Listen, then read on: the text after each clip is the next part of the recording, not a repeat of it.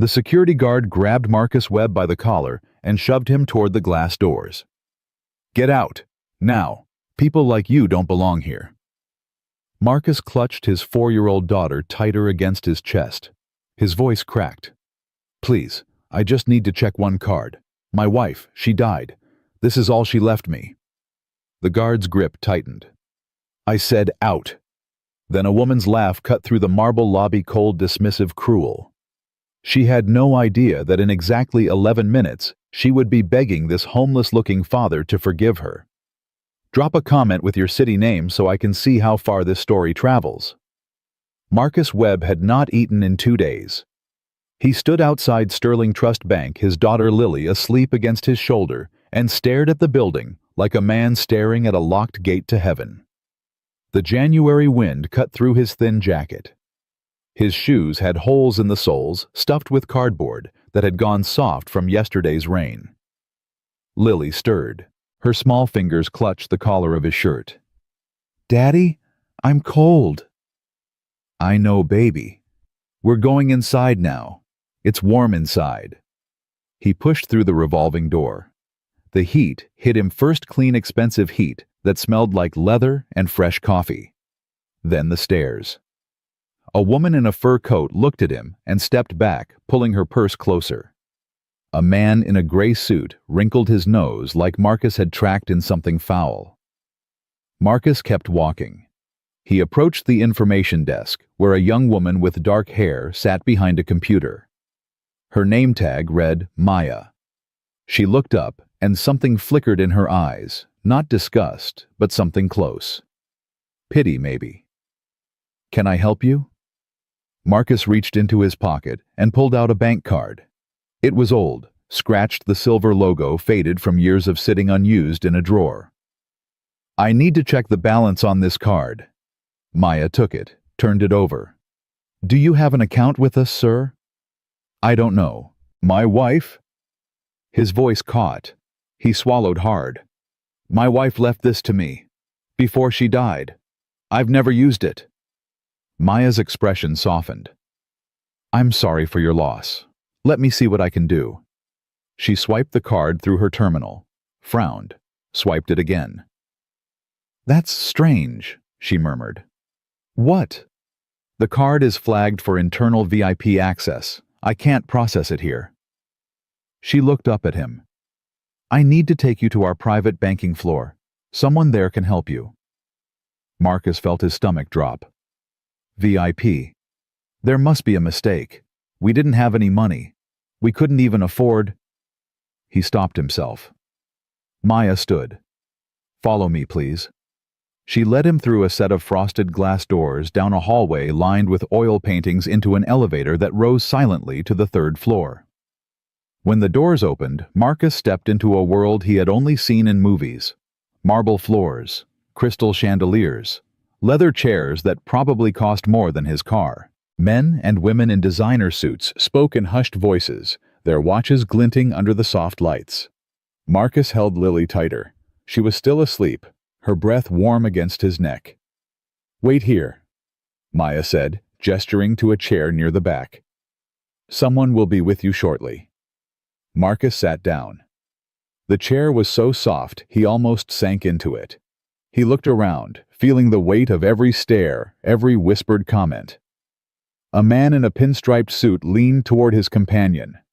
"Security should handle this. We can't have people like that wandering around up here." Marcus heard every word. He said nothing. 5 minutes passed, then 10. Lily woke up. She rubbed her eyes and looked around confused. "Daddy, where are we?" "We're at a bank, sweetheart. We're checking on something Mommy left us." "Is Mommy here?" Marcus's chest tightened. "No, baby. Mommy's in heaven, remember?" Lily nodded slowly. "I miss her." "I miss her too." A door opened across the room. A woman stepped out. She was younger than Marcus expected, early 30s maybe, with sharp cheekbones and dark hair pulled back into a severe ponytail. She wore a black blazer that looked like it cost more than Marcus's rent.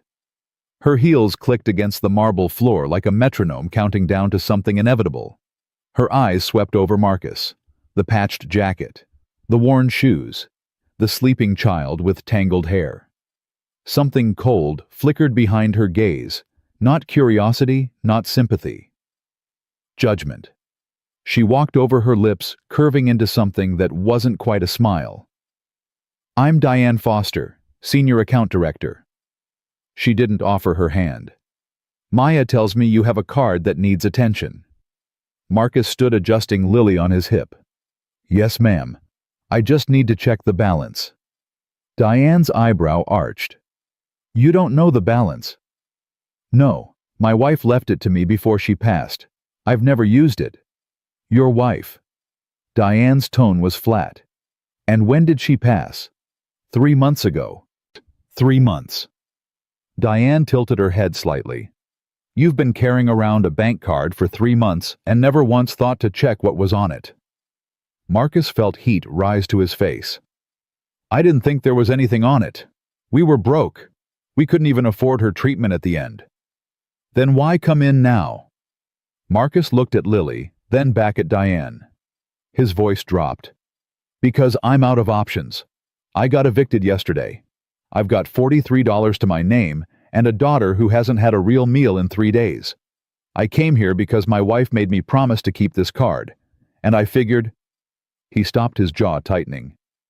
"I figured maybe there was enough for groceries, maybe enough to get us through another week." Diane stared at him for a long moment. Then she turned on her heel. "Follow me." She led him to a desk near the window. The view stretched across the city glass towers, busy streets, a world that had no place for men like Marcus Webb. Diane sat down and gestured for him to do the same. He lowered himself into the chair carefully, like it might shatter beneath him. She inserted the card into her terminal. Typed something. Waited. "So," Diane said without looking up, "what did your wife do for a living?" "She was a pediatric nurse at Children's Memorial Hospital." "And you?" "I was a warehouse supervisor until Grace got sick. Then I quit to take care of her." Diane's fingers paused on the keyboard. "You quit your job to care for your dying wife." "Someone had to. And Lily was only 3. We couldn't afford full-time care." Diane said nothing. She resumed typing. The screen loaded slowly. Diane leaned forward, her eyes scanning the information. Then she stopped. Her fingers froze over the keyboard. Marcus watched her face. Something changed, a flicker of confusion, then disbelief, then something he couldn't name. "What?" Marcus asked. "What is it?" Diane didn't answer. She clicked through several screens, her movements faster now, almost frantic. She muttered something under her breath that Marcus couldn't hear. "Miss Foster, what's wrong? Is there a problem with the card?" Diane finally looked at him, and for the first time since he'd walked into the bank, there was no condescension in her eyes, only shock. "Mr. Webb," she said slowly, like she was choosing each word with surgical precision. "When was the last time you spoke to your wife about her finances?" "We didn't talk about money. There wasn't any money to talk about." "Are you sure about that?" "Lady, I'm positive. We were drowning in medical bills. I sold my truck to pay for her medication. We ate rice and beans for 6 months straight. There was no money." Diane turned the monitor toward him. Marcus stared at the screen. At first the numbers didn't make sense.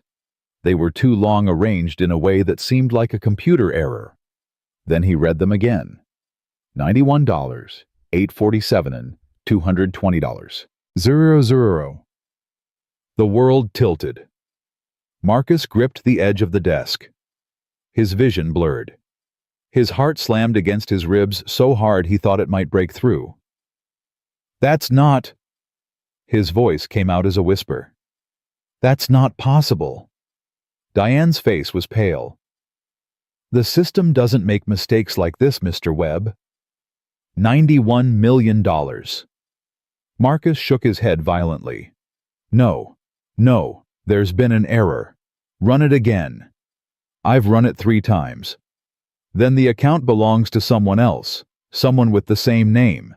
This isn't my wife's money." Diane pulled up another screen. Grace Ellen Webb, born March 14, 1987. Died October 3, 2024. Children's Memorial Hospital Pediatric ICU nurse. Married to Marcus James Webb. She looked at him. "Is that your wife?" Marcus couldn't breathe. Lily tugged at his shirt. "Daddy, Daddy, what's wrong?" He couldn't answer. He couldn't move. He stared at the screen like it was showing him a ghost. $91 million. Grace had been dying. They had been eating rice and beans. He had sold everything they owned, the truck, her jewelry, his father's watch, just to keep the lights on, and the whole time she had been sitting on a fortune. Why didn't she tell him? Why did she let them suffer, Mr. Webb? Diane's voice cut through the fog. "I need to get my supervisor. This account, there are protocols for situations like this." Situations like what? Diane hesitated. High-value dormant accounts that suddenly become active. We need to verify the source of the funds. We need to make sure everything is legitimate. You think I'm lying? I didn't say that. But you're thinking it. Marcus's voice hardened. You took one look at me and decided I was trash. You think I'm running some kind of scam. Diane's jaw tightened. Mr. Webb, I'm just doing my job. Your job is to treat people like dirt. My job is to protect this institution from fraud. Fraud. Marcus laughed bitterly. Lady, I came in here hoping for enough money to buy my daughter a meal. You think I could fake $91 million? Before Diane could respond, a voice came from behind them. Is there a problem here? Marcus turned. A security guard stood a few feet away, tall, broad-shouldered, with a face like he'd never smiled in his life. Diane's expression shifted. Professional mask back in place. Everything's fine, Carl. Just a complicated account issue. Carl looked at Marcus, at his worn clothes, at Lily clutching her father's shirt. You sure? Because I've had complaints. Other clients feel uncomfortable. Marcus felt something snap inside him. Uncomfortable, I'm making them uncomfortable. Sir, I'm going to need you to lower your voice. I haven't raised my voice. I've been sitting here quietly while your clients whisper about me like I'm some kind of animal. Carl stepped closer. Sir, don't touch me. Marcus stood up, holding Lily protectively. I came here to check a card my dead wife left me. That's it. I haven't stolen anything. I haven't threatened anyone. I just want to know what's on this card. Carl's hand moved toward Marcus's arm. I said, don't touch me. Sir, you need to calm down. I am calm. Lily started crying. The sound cut through Marcus like a knife. He looked down at her tear-streaked face, at the fear in her eyes, and something broke inside him. He sank back into the chair. He pulled Lily against his chest and held her, his hand stroking her hair. It's okay, baby. It's okay. Daddy's sorry. Daddy didn't mean to scare you. I want Mommy, Lily sobbed. I want Mommy. Marcus closed his eyes. He felt tears burn behind his eyelids. 3 months ago, Grace had died in their apartment holding his hand while Lily slept in the next room. Her voice had been so faint he'd had to press his ear to her lips to hear her. Keep the card, Marcus. Promise me. Don't lose it. He had promised. He hadn't asked why. There hadn't been time. Now he understood. She had known. She had known the whole time what was on that card. And she had chosen not to tell him. But why? Carl stood awkwardly unsure what to do. Diane watched Marcus with an expression he couldn't read. Then a new voice cut through the tension. What's going on here? An older man approached, silver hair, expensive suit, the kind of calm authority that came from decades of power. His name tag read, Robert Crane, Senior Vice President. Diane stood quickly. Mr. Crane, I was just about to call you. We have a situation. Crane looked at Marcus, at Lily still crying softly against his chest, at the security guard hovering nearby. Carl, you can go. I'll handle this. Sir, the other clients. I said I'll handle it. Carl hesitated, then walked away. Crane pulled a chair over and sat down across from Marcus. His voice was gentle. "Mr. Webb, is it?" Marcus nodded. "I apologize for any distress you've experienced. Can you tell me what happened?" Marcus took a shaky breath. "My wife died 3 months ago. She left me this card. I came here to check the balance." He laughed bitterly. "I was hoping for maybe a few $100s, enough for groceries. And instead there's $91 million, and I have no idea where it came from." Crane's eyebrows rose slightly. He looked at Diane. "Is this accurate?" "Yes, sir. I've verified it 3 times. The account is real. The funds are real. But we don't know the source." Crane turned back to Marcus. "Mr. Webb, do you have any idea how your wife could have accumulated this kind of wealth?" "No. We had nothing. We were broke. I don't understand any of this." Crane studied him for a long moment. Then he nodded slowly. "Let's find out together. Miss Foster, pull up the full account history. Every deposit, every transaction. Let's see where this money came from." Diane's fingers flew across the keyboard. Pages of data scrolled across the screen. Crane leaned in, reading carefully. Marcus watched their faces, saw Diane's eyes widen, saw Crane's expression shift from curiosity to surprise to something that looked almost like awe. "What?" Marcus demanded. "What is it?" Crane sat back in his chair.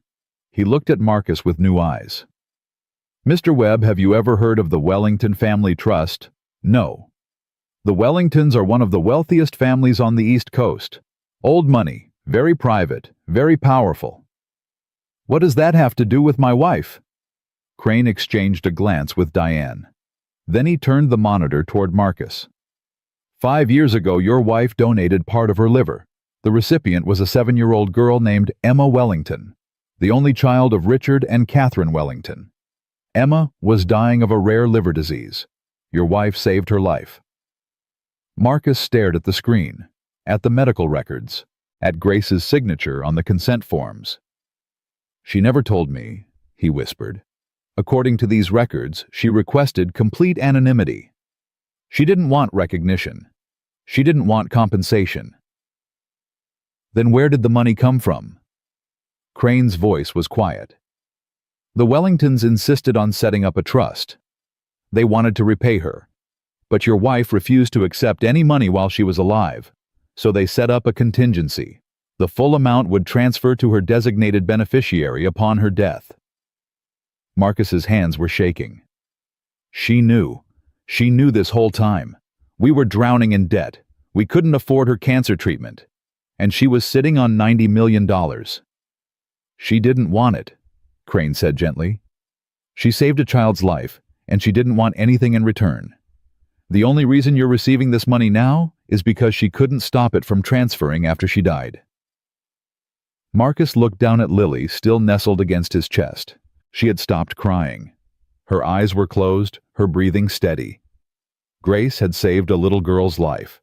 And then she had refused to touch a penny of the reward, even when they had nothing, even when she was dying, even when accepting the money could have bought her more time. She had given everything, and she had never said a word. "Why?" Marcus's voice broke. "Why would she do that?" Crane leaned forward. "Because some people believe that certain things shouldn't have a price tag. Your wife saved a child's life out of pure goodness. Taking money for it would have felt wrong to her." He paused. "But she made sure you would be taken care of after she was gone. She set you as the beneficiary. She left you that card. She made you promise to keep it." Marcus remembered Grace's voice, faint and fading. "Keep the card, Marcus. Don't lose it. Promise me." She had known he would need it. She had known he would come here eventually desperate and broken. And she had made sure that when he did, everything would be waiting for him. Even in death, she was taking care of him. Marcus pressed his face into Lily's hair and wept. He wept for Grace, for the wife who had loved him so completely that she had sacrificed everything without ever asking for recognition. He wept for the years they should have had together, the vacations they should have taken, the dreams they should have chased. He wept for Lily, who would grow up without her mother never knowing how extraordinary she had been. And he wept for himself, for the guilt of not knowing, for the shame of having doubted, for the weight of a love so profound that he would spend the rest of his life trying to be worthy of it. Diane watched him cry. Something shifted in her expression, the coldness melting away, replaced by something raw and human. She had misjudged him. She had looked at his clothes, his desperation, his poverty, and she had decided he was nothing. But he wasn't nothing. He was a man who had given up everything to care for his dying wife. A man who was raising his daughter alone with nothing but love and determination. A man whose wife had trusted him so completely that she had left him $91 million without ever telling him it existed. He was the opposite of nothing. He was everything. Crane reached out and placed a hand on Marcus's shoulder. "Mr. Webb, take all the time you need. When you're ready, we'll help you figure out what comes next." Marcus lifted his head. His eyes were red, his face wet with tears. But something had changed in them, a spark of something that hadn't been there before. Hope. "I don't know how to do this," Marcus said quietly. "I don't know anything about money, about investments, about any of this." "You don't have to know," Crane said. "That's what we're here for." Marcus looked at Diane. She held his gaze without flinching. "I'm sorry," she said quietly, "for how I treated you. I made assumptions. I was wrong." Marcus studied her for a long moment. Then he nodded slowly. "My wife used to say that everyone deserves a second chance. She believed that people could change." He looked down at Lily still sleeping peacefully in his arms. "She was the best person I ever knew, and she believed in grace, in forgiveness, in seeing the good in people, even when they didn't show it." He looked back at Diane. "So I'm going to give you that second chance, because that's what Grace would want." Diane's eyes glistened. She nodded, unable to speak. Crane stood up. "Mr. Webb, let's get you and your daughter something to eat. Then we'll start the process of transferring everything into your name." Marcus rose slowly, Lily still in his arms. He looked around the room at the marble floors, the crystal chandeliers, the wealthy clients who had whispered about him like he was beneath them. None of it mattered anymore, because Grace had given him something worth more than $91 million. She had given him proof that love, real love, selfless love, sacrificial love, was the most powerful force in the universe, and he would spend the rest of his life honoring that gift. Crane led Marcus through a set of mahogany doors into a private conference room. The table was long enough to seat 20 people, but only 4 chairs were occupied. Crane at the head. Diane to his right, Marcus holding Lily across from her, and a woman Marcus hadn't seen before. "This is Helen Park," Crane said. "She's our head of compliance. Given the size of this account, we need her involved." Helen Park didn't smile. She was maybe 50 with steel gray hair cut short and glasses that made her eyes look twice their size. She studied Marcus the way a scientist studies a specimen. "Mr. Webb." Her voice was flat. "I've reviewed the preliminary documentation. Before we proceed, I need to ask you some questions." Marcus shifted Lily to his other arm. "Okay. Did you have any knowledge of this account prior to today?" "No." "Did your wife ever mention the Wellington family to you?" "Never." "Did she ever discuss a liver donation?" Marcus's jaw tightened. "No, she never said a word." Helen made a note on her tablet. "Mr. Webb, you understand that an account of this magnitude requires extensive verification. We need to confirm that you are who you say you are, that your wife was who you say she was, and that the transfer of funds is legitimate." "I understand." "Good.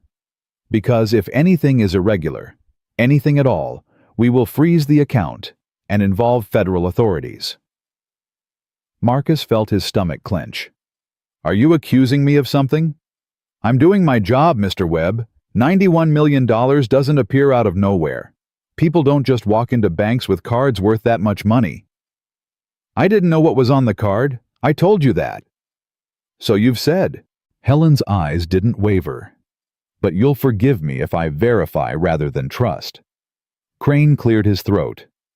Helen, let's not get ahead of ourselves. The account history is clean. The Wellington Trust is one of the most reputable foundations in the country. There's no indication of fraud.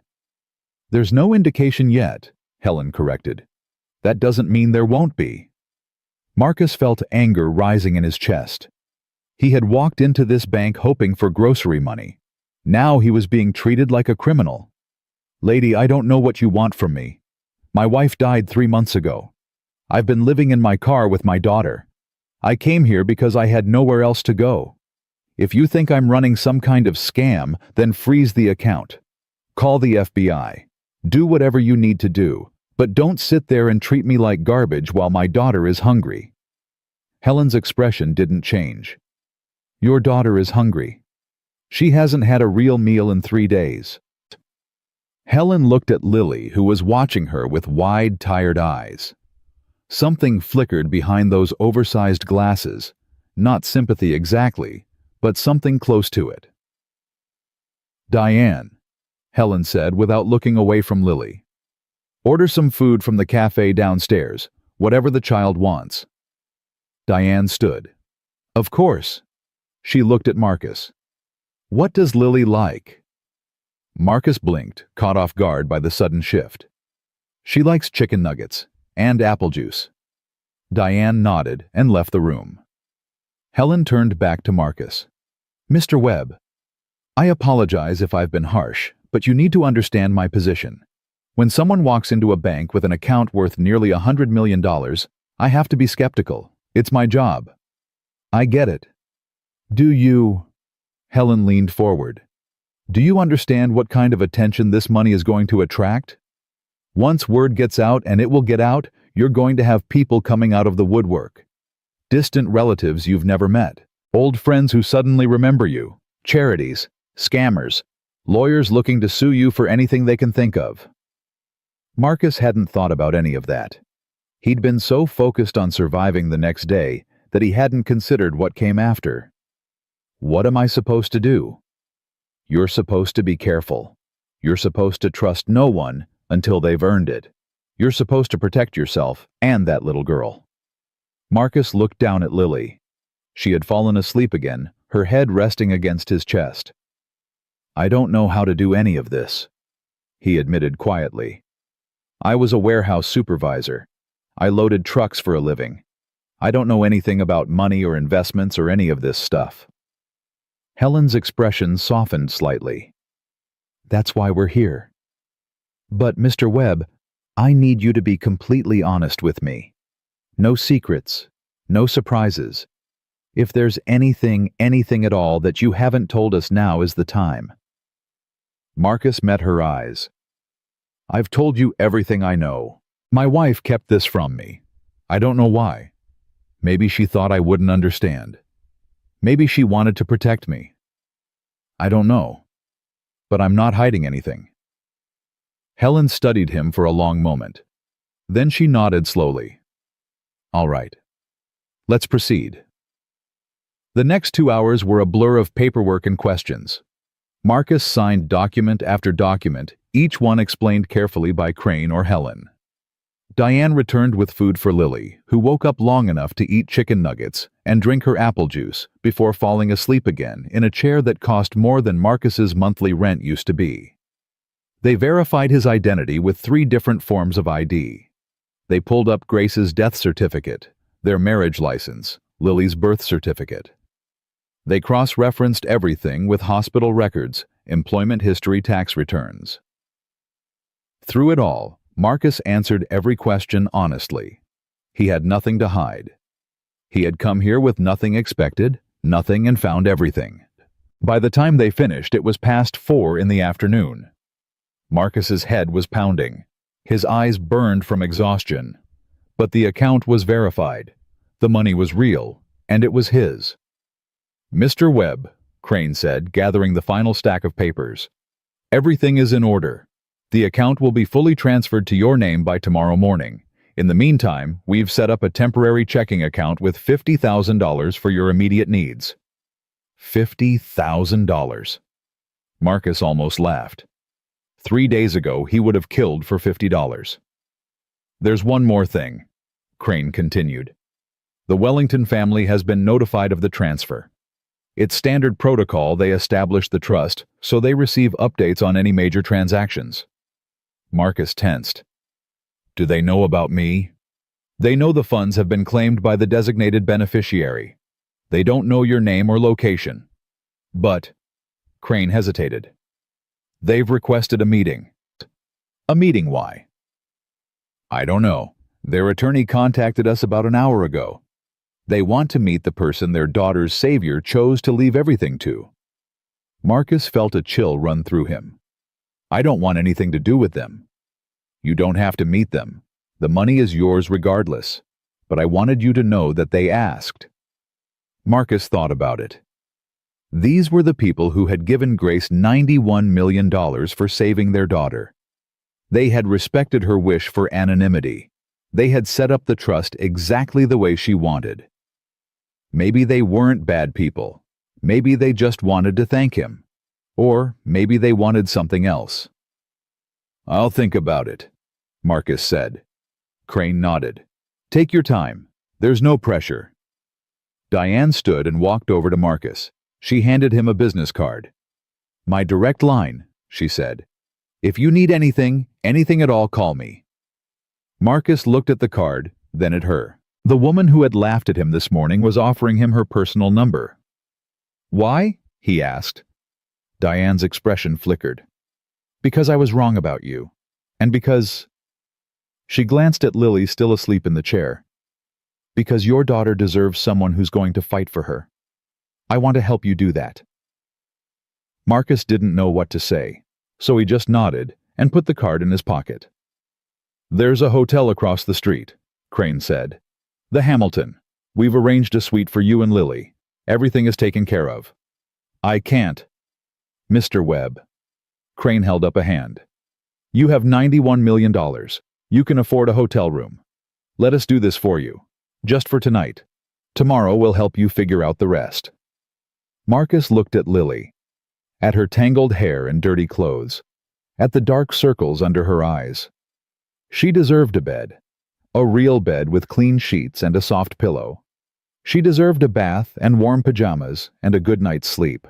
Okay, Marcus said quietly. Thank you. Crane smiled. Get some rest. We'll see you tomorrow. Marcus carried Lily out of the conference room through the VIP lounge, down the elevator, and across the lobby. The same people who had stared at him this morning were gone now, replaced by a different set of wealthy faces. None of them looked at him. He was invisible again. But this time he didn't mind. He pushed through the revolving door and stepped out into the January cold. The sun was setting, painting the sky in shades of orange and pink. The Hamilton Hotel stood across the street, its windows glowing warm against the winter darkness. Marcus started walking. He was halfway across the street when a voice stopped him. Mr. Webb! He turned. A man was approaching, young, maybe 30, with slicked back hair and a suit that didn't quite fit right. He was smiling, but there was something hungry in his eyes. Mr. Webb, I'm Jason Cross. I'm a reporter with the Tribune. I was hoping I could ask you a few questions. Marcus's blood ran cold. How do you know my name? Sources, Mr. Webb. I have sources everywhere. Jason pulled out his phone. Is it true that you just inherited nearly $100 million from a secret trust? Marcus took a step back. I don't know what you're talking about. Come on, Mr. Webb, this is a great story. Single father down on his luck suddenly becomes one of the richest men in the city. People love stories like this. I'm not interested. Are you sure? Because I'm going to write this story either way. It would be better if I had your side of it. Marcus felt panic rising in his chest. Helen's words echoed in his mind. Once word gets out, and it will get out, you're going to have people coming out of the woodwork. It had been less than an hour, and it was already starting. "Leave me alone," Marcus said. He turned and walked toward the hotel as fast as he could without running. Jason followed. Or Esther. Webb. Just a few questions. How did your wife accumulate this kind of wealth? Was she involved in anything illegal? What are your plans for the money? Marcus reached the hotel entrance. He pushed through the doors and almost collided with a bellhop. "Sir, are you all right?" "There's a man following me, a reporter. I need—" Marcus stopped, not sure what he needed. The bellhop looked past him at Jason, who was standing just outside the doors, his phone still in his hand. "I understand, sir. Security will handle him." The bellhop spoke into a radio on his shoulder. "We have a situation at the front entrance. Press harassment." Within seconds, 2 security guards appeared. They moved toward Jason, blocking his path. "Sir, you need to leave the premises." Jason held up his hands. "I'm just doing my job." "Do your job somewhere else." Marcus watched as Jason was escorted away from the hotel. The reporter looked back once his eyes meeting Marcus's through the glass. He smiled a cold, knowing smile, and then he was gone. Marcus's hands were shaking.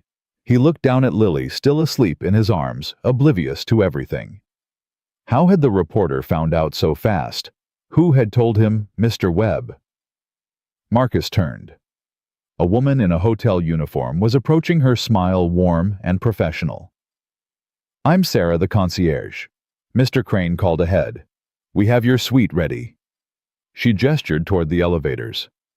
"If you'll follow me." Marcus followed her through the lobby past fountains and chandeliers and people who probably belonged here. The elevator rose smoothly to the top floor. The doors opened onto a hallway with only 2 doors.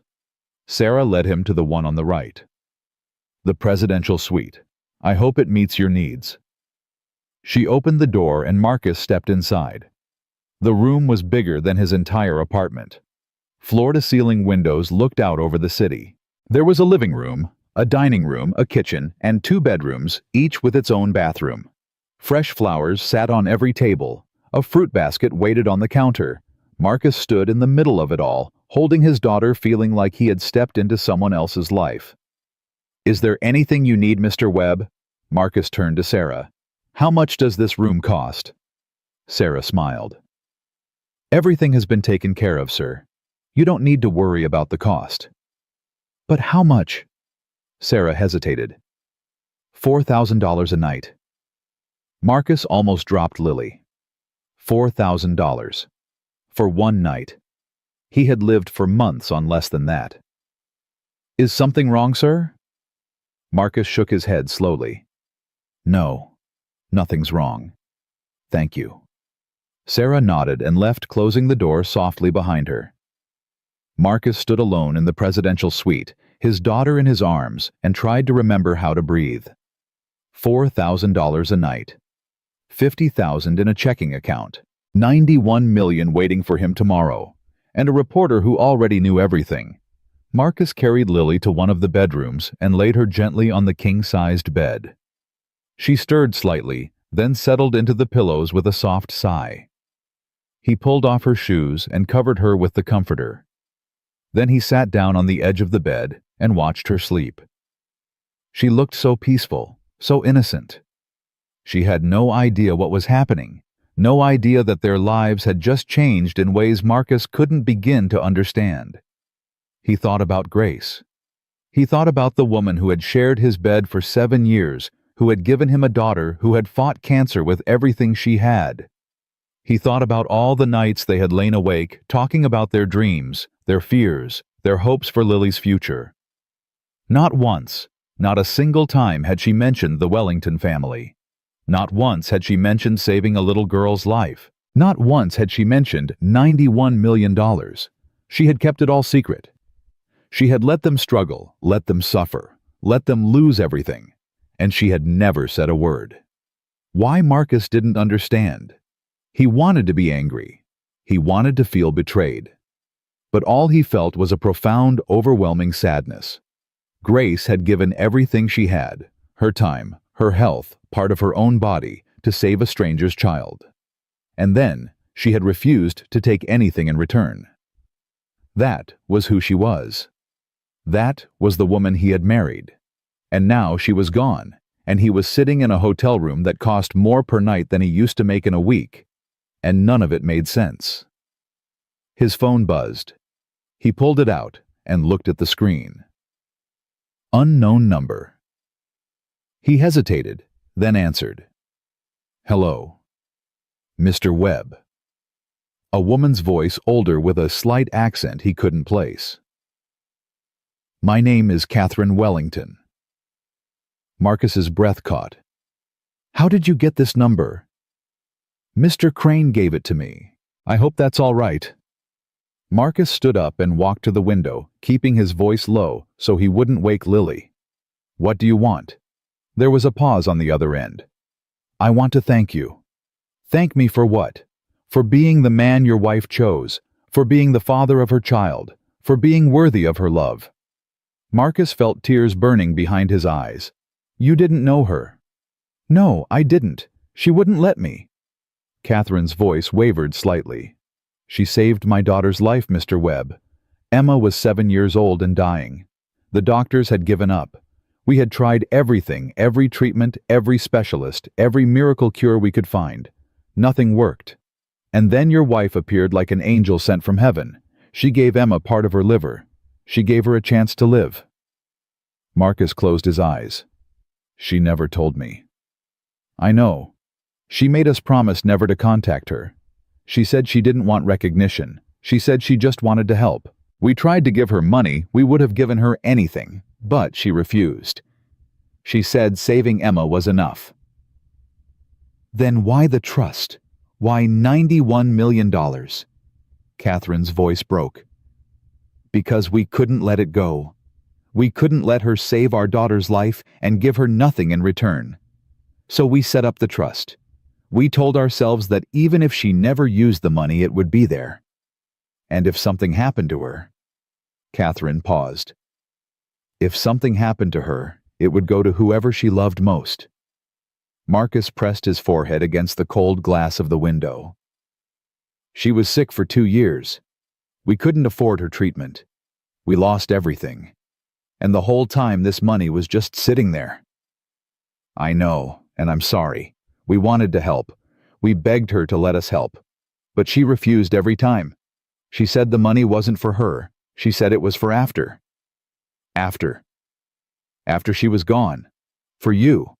For your daughter. She knew she was dying, Mr. Webb, and she wanted to make sure you would be okay. Marcus's chest heaved. He pressed his free hand against the window, steadying himself. I don't understand, he whispered. I don't understand why she did this. Because she loved you. More than anything. More than money. More than her own life. Catherine's voice was thick with emotion. She told me once, the only time she ever spoke to me directly, she told me that you were the best man she had ever known. That Lily was the greatest gift she had ever received. That the two of you were her whole world. Marcus felt tears streaming down his face. He didn't try to stop them. I miss her, he said. God, I miss her so much. I know. And I'm sorry. I wish I could bring her back. I wish I could give you more than money. Catherine paused. But money is all I have. So please, Mr. Webb, please take it. Please use it to build the life she wanted for you. Please honor her memory by being the father Lily deserves. Marcus wiped his eyes with the back of his hand. Why are you calling me? What do you want? I want to meet you. I want to meet the man my daughter's savior loved. Her voice softened. And I want you to meet Emma. She's 12 now. Beautiful, healthy, full of life. Because of your wife. Marcus thought about Grace. About the secret she had kept for years. About the sacrifice she had made without ever asking for recognition. She had saved a little girl's life. And that little girl had grown up. Had lived. Had thrived. Because of Grace. Okay, Marcus said quietly. I'll meet you. Thank you, Mr. Webb. You don't know what this means to me. Call me Marcus. There was a smile in Catherine's voice. Thank you, Marcus. I'll have my assistant contact you to arrange the details. Mrs. Wellington. Yes. Marcus looked back at Lily, still sleeping peacefully on the bed. Thank you. For setting up the trust. For making sure Grace's wish was honored. For everything. It was the least we could do. Your wife saved my daughter's life. I would have given her the world if she had let me. They said goodbye and hung up. Marcus stood at the window for a long time, watching the lights of the city below, thinking about Grace and Emma, and all the threads that connected them. His phone buzzed again. A text message from an unknown number. This is Jason Cross from the Tribune. I'm running the story tomorrow with or without your comment. Last chance to tell your side. Marcus stared at the message. His heart started pounding again. He thought about calling Crane about asking for help, but it was almost 9 o'clock. Too late to bother anyone. He thought about calling Diane. She had given him her card, told him to call if he needed anything. He pulled out her card and dialed the number. She answered on the second ring. Mr. Webb. There's a reporter, Jason Cross. He knows about the money. He's running a story tomorrow. Diane was silent for a moment. How much does he know? Everything, I think. He said he has sources. Someone inside the bank. Diane's voice hardened. I'll handle it. How? I have lawyers on retainer who specialize in situations like this. They can file an injunction, delay the story, maybe kill it entirely. Can they do that? They can try. But Mr. Webb, Marcus, you need to understand something. This story is going to come out eventually. You can't hide $91 million forever. The best we can do is control the narrative. Marcus rubbed his eyes. He was so tired. What does that mean? It means we get ahead of it. We tell your story our way before he tells it his way. We make you sympathetic. Single father, tragic loss, wife's secret sacrifice. People will root for you. I don't want people rooting for me. I just want to be left alone. I know, but that's not an option anymore. Diane's voice softened. I'm sorry, Marcus. I know this isn't what you wanted, but this is your reality now. The sooner you accept it, the better. Marcus looked at Lily. At her peaceful face, her tangled hair, her tiny hand curled against her cheek. She deserved better than this. She deserved a father who knew what he was doing, a father who could protect her from the wolves circling outside. What do I need to do? Marcus asked. Get some sleep. I'll make some calls tonight. Tomorrow morning we'll sit down and figure out a plan. Okay. And Marcus, yeah, you're going to be okay. I know it doesn't feel like it right now, but you're going to be okay. Marcus wanted to believe her. He wanted to believe that everything would work out, that the story wouldn't destroy his life, that he could protect Lily from everything coming their way. But he had learned a long time ago that wanting something didn't make it true. Thanks, Diane, for everything. Get some sleep. She hung up. Marcus set down his phone and walked back to the bedroom. Lily was still sleeping. He lay down beside her, pulling her small body against his chest. She stirred slightly, then settled into him with a sigh. Daddy, she murmured. I'm here, baby. I had a dream about Mommy. Marcus's throat tightened. Yeah. What was she doing? She was smiling. She said she loves us. Marcus pressed his lips to the top of Lily's head. She does, sweetheart. She loves us so much. I miss her. I miss her too. Lily was quiet for a moment. Then she said, Daddy, are we going to be okay? Marcus thought about the money, about the reporter, about the Wellingtons, about all the unknowns waiting for them tomorrow. Yeah, baby, he said softly. We're going to be okay. He held her until she fell asleep. Then he lay there in the darkness, staring at the ceiling, listening to her breathe. $91 million. A reporter with sources. A family who wanted to meet him. A world that was about to turn upside down. Marcus had walked into that bank this morning with nothing. Now he had everything. And he had never been more terrified in his life. Marcus woke to the sound of his phone ringing. He reached for it blindly, his eyes still heavy with sleep. The screen showed Diane's name. He answered. "Turn on the news." Her voice was tight. Marcus sat up slowly, careful not to wake Lily. "What channel?" "Any channel. It's everywhere." He found the remote on the nightstand and turned on the television. A morning news anchor was speaking, her face grave, with the kind of practiced concern that came from years of delivering other people's tragedies. The story that has captivated the city overnight. A homeless single father walked into Sterling Trust Bank yesterday morning and discovered he had inherited nearly $100 million from his late wife. Sources inside the bank confirmed that Marcus Webb, 34, was living in his car with his 4-year-old daughter when he made the discovery. Marcus felt the blood drain from his face. The screen showed a photo of him, God knows where they got it, looking haggard and desperate. Next to it, a photo of Grace from years ago, smiling in her nurse's uniform. Webb's wife, Grace Webb, reportedly saved the life of a child from one of the wealthiest families in the country by donating part of her liver. She kept the act secret from her husband and refused all compensation. The money was held in trust until her death 3 months ago from cancer. Marcus couldn't breathe. They knew everything, every detail, every secret. The Wellington family has declined to comment, but sources close to the family say they are deeply concerned about the publicity. Meanwhile, Jason Cross of the Tribune broke the story early this morning, citing multiple sources inside Sterling Trust Bank. The anchor moved on to another story. Marcus turned off the television. His phone was ringing again. He looked at the screen, unknown number. Then another call. Then another. His phone lit up with notifications, missed calls, voicemails, text messages from numbers he didn't recognize. Lily stirred beside him. "Daddy. What's wrong?" Marcus forced himself to breathe. "Nothing, sweetheart. Everything's fine." "Why is your phone making so much noise?" "I'm going to turn it off for a little while, okay?" He powered down the phone and set it on the nightstand. "Let's get you some breakfast." He helped Lily wash her face and brush her teeth with the complimentary toiletries the hotel had provided. She was still wearing the same clothes from yesterday, but at least she was clean. At least she was safe. The hotel phone rang. Marcus hesitated, then picked it up.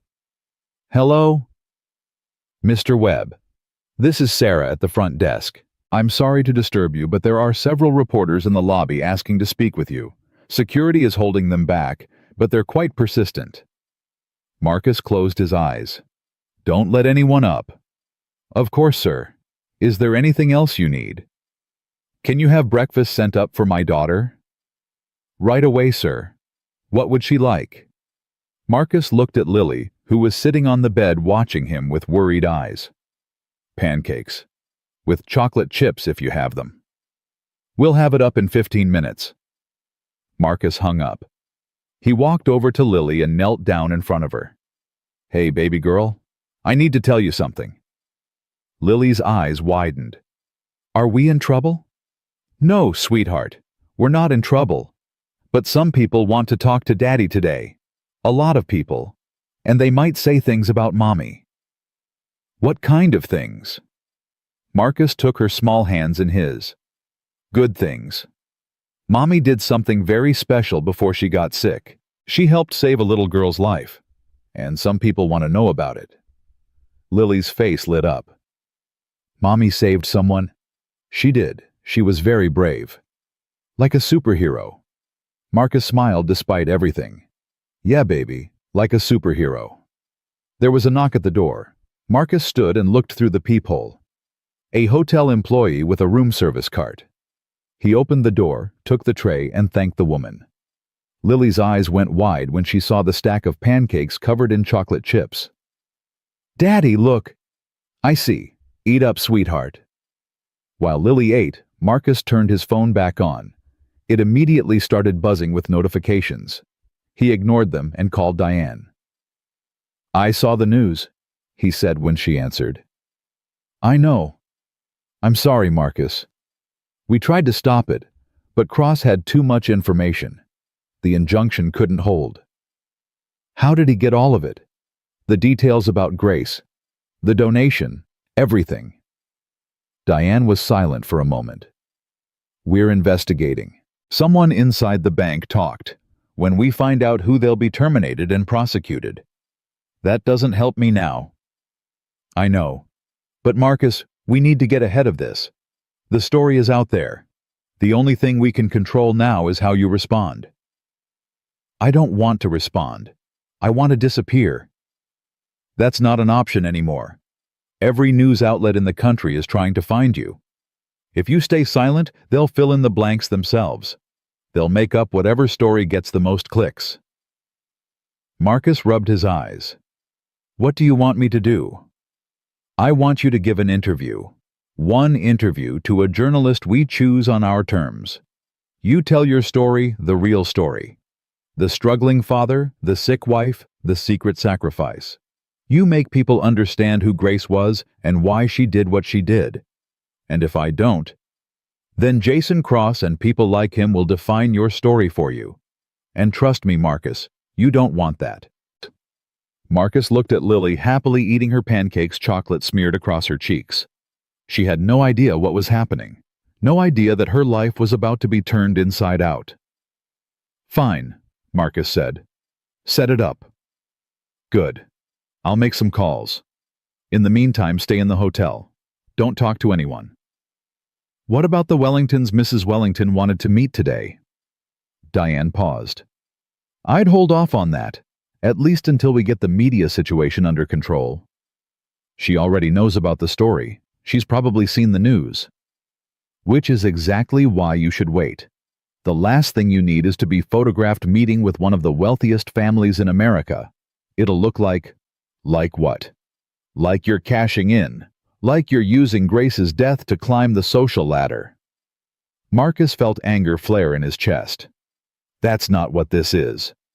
I know that. You know that. But the public doesn't know that. They see a homeless man who suddenly has $100 million meeting with the family who gave him the money. What do you think they're going to assume? Marcus wanted to argue, but he knew she was right. He had seen how quickly people judged him at the bank. He had seen the looks, heard the whispers.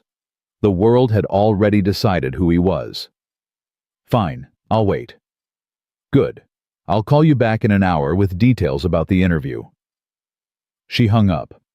Marcus set down his phone and watched Lily finish her pancakes. His phone buzzed. A text message from Catherine Wellington. I've seen the news. I'm so sorry this happened. Please know that my family had nothing to do with the leak. We would never betray Grace's memory like that. Marcus stared at the message. He wanted to believe her. He wanted to believe that not everyone in the world was out to use him. He typed a response. I believe you, but I can't meet today. Too many reporters. The reply came quickly. I understand. But Marcus, there's something you need to know. Something the reporters don't have. Something about Grace. Marcus's heart started pounding. What is it? Not over text. It needs to be in person. Can you come to my home? I'll send a car. Private entrance. No one will see you. Marcus hesitated. Diane had told him to wait. Diane had told him not to go anywhere. But Catherine Wellington knew something about Grace. Something important. What time? Marcus typed. 2 o'clock. I'll send the address. Marcus looked at Lily. Hey, baby girl. How would you feel about going on a little adventure today? Lily's face lit up. What kind of adventure? We're going to meet some nice people. Friends of Mommy's. Mommy's friends? That's right. Lily bounced on the bed. Can I bring my bear? Marcus smiled. You can bring your bear. At exactly 2 o'clock, a black sedan pulled up to the service entrance of the hotel. Marcus carried Lily through the kitchen, past confused staff members and out the back door. A driver in a dark suit held the door open for them. Mr. Webb, Mrs. Wellington is expecting you. Marcus buckled Lily into the back seat and climbed in beside her. The car pulled away smoothly, gliding through the city streets like a ship through calm water. Lily pressed her face against the window. Daddy, look at all the tall buildings. I see them, sweetheart. Are Mommy's friends rich? Marcus hesitated. I think so, baby. Are we rich now too? Marcus didn't know how to answer that. He was still trying to understand what rich even meant. Yesterday, he had been counting pennies for gas. Today, he had more money than he could spend in 10 lifetimes. We're going to be okay, Marcus said finally. That's what matters. The car turned onto a tree-lined street and stopped in front of a gate. The driver spoke into an intercom, and the gate swung open. They drove up a long driveway and stopped in front of a house that looked more like a palace. Marcus's throat tightened. This was where Grace's money had come from. This was the family she had saved. The driver opened the door. Marcus lifted Lily out and set her on the ground. She clutched her one-eared bear and stared up at the house with wide eyes. It's so big, Daddy. It is. The front door opened, and a woman stepped out. She was older than Marcus expected, maybe 60, with silver hair and kind eyes. She wore a simple dress, no jewelry except for a wedding ring. She didn't look like a billionaire. She looked like someone's grandmother. Marcus. She walked toward him and took his hands in hers. Thank you for coming. Mrs. Wellington. Please call me Catherine. She looked down at Lily. And who is this beautiful girl? Lily hid behind Marcus's leg. I'm Lily. Catherine smiled warmly. Hello, Lily. I'm Catherine. I was a friend of your mommy's. Lily peeked out. You knew my mommy. I did. She was a very special person. Lily seemed to consider this. Then she held up her bear. This is Mr. Buttons. Well, hello, Mr. Buttons. It's very nice to meet you. Lily smiled shyly. Catherine straightened and gestured toward the house. Please come inside. There's someone I'd like you to meet. Marcus followed her into the house, holding Lily's hand. The interior was elegant but warm, nothing like the cold marble of the bank. Family photos lined the walls. Fresh flowers sat on every table. Catherine led them into a sitting room where a girl was waiting. She was maybe 12 or 13, with long brown hair and bright eyes. She sat on the couch with a book in her lap, but she set it aside when they entered. Marcus, this is my granddaughter Emma, the girl your wife saved. Emma stood and walked toward them. She was tall for her age, healthy and vibrant. Nothing about her suggested she had once been a dying 7-year-old. Mr. Webb. Her voice was soft but steady. I've wanted to meet you for a long time. Marcus felt his throat close up. This was her. This was the child Grace had saved. The reason Grace had given part of herself, had kept a secret for years, had refused millions of dollars.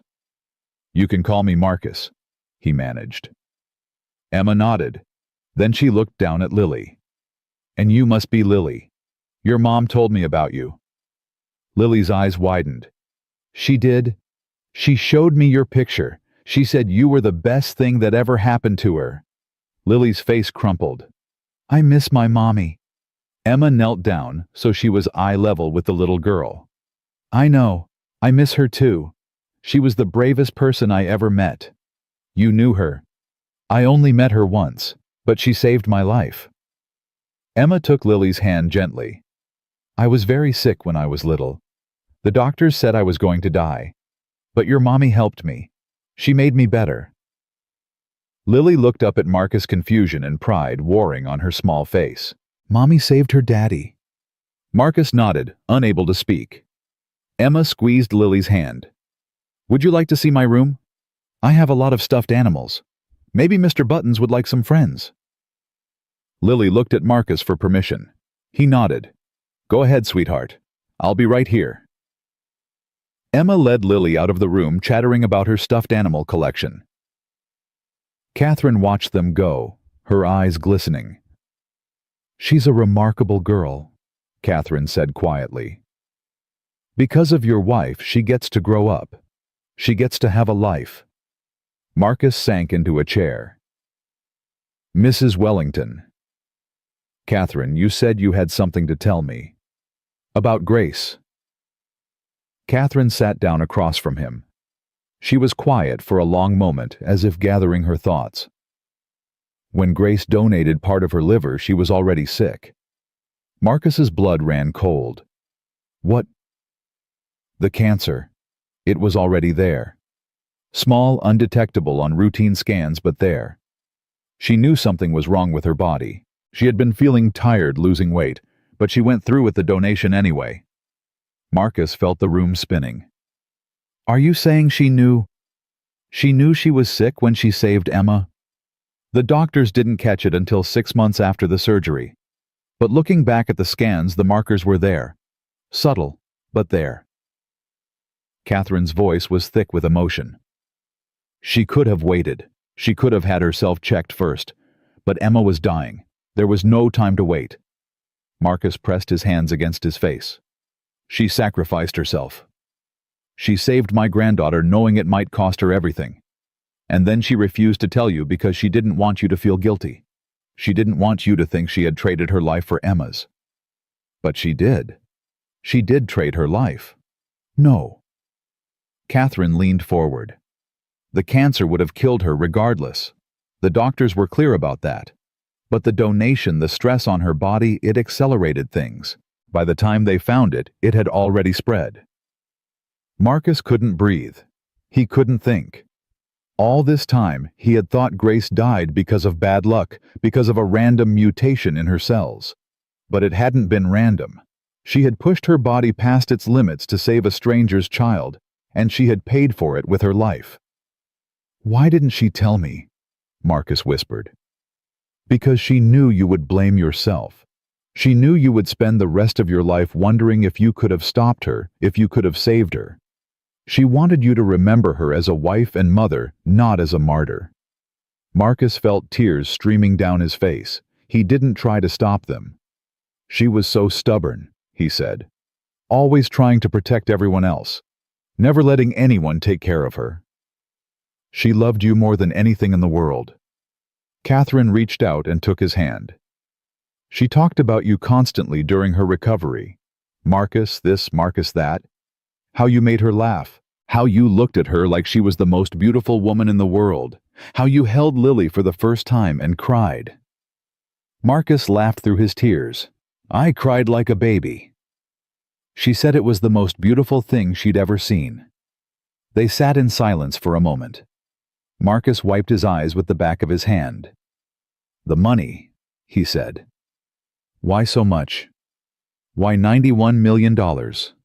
Catherine smiled sadly. Because that's what Emma's life was worth to us. Every penny we had. We would have given more if we could. She never would have taken it. I know. That's why we set it up the way we did. For after. Catherine squeezed his hand. She wanted you to have it, Marcus. When she found out about the trust, when our lawyers explained what we had done, she was angry at first. She called me herself to demand we cancel it. What changed her mind? Lily. I told her to think about Lily's future. College, a home, security. Things she wouldn't be able to provide if the cancer took her. Catherine's voice cracked. She cried on the phone. The only time I ever heard her cry. And then she agreed. She said she would accept the money, but only for Lily. Only for you. Marcus looked down at his hands. They were rough, calloused, the hands of a man who had worked hard his whole life. Grace had held these hands on their wedding day. She had held them in the hospital when Lily was born. She had held them in her final moments. And she had given him everything without ever asking for anything in return. I don't know what to do, Marcus admitted, with any of this. The money, the reporters, the attention. I just wanted to take care of Lily. I just wanted to survive. Catherine stood and walked to a desk near the window. She opened a drawer and pulled out an envelope. Grace left this with us. She asked me to give it to you if you ever came. Marcus took the envelope. His name was written on the front in Grace's handwriting. I'll give you some privacy, Catherine said. She walked out of the room and closed the door softly behind her. Marcus stared at the envelope for a long time. His hands were shaking. He wasn't sure he was ready for whatever was inside. But Grace had left it for him. She had wanted him to have it. He opened the envelope and pulled out a letter. My dearest Marcus, If you're reading this, then I'm gone and you've discovered my secret. I'm sorry I kept it from you. I'm sorry for all the lies, all the things I didn't say. I hope someday you can forgive me. I want you to know why I did it. Not for the money, I never cared about the money. I did it because a little girl was dying and I could help. Because I looked at Emma and saw Lily. Because I couldn't stand by and do nothing when I had the power to save her. The cancer was already there when I made the donation. I didn't know for sure, but I felt it. Something was wrong inside me.